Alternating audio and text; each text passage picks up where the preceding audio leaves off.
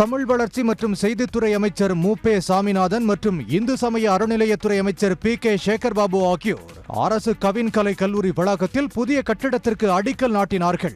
இந்தியாவின் பழமையான ஓவிய கல்லூரிகளில் ஒன்று சென்னை அரசு கவின்கலை கல்லூரி. இதில் ஓவியம், சிற்பம், துகிலியல், பதிப்போவியம், சுடுமண் வடிவமைப்பு மற்றும் காட்சி வழி தகவல் தொழில்நுட்பம் முதலிய நுண்கலை கல்விகள் பயிற்றுவிக்கப்படுகின்றன.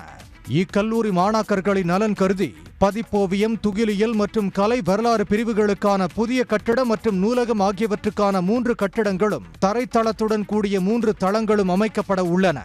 இங்கு 53,305 சதுரடியில் ரூபாய் 21.10 கோடி மதிப்பீட்டில் கட்டடங்கள் கட்டுவதற்கான அடிக்கல்லை அமைச்சர்கள் நாட்டினர்.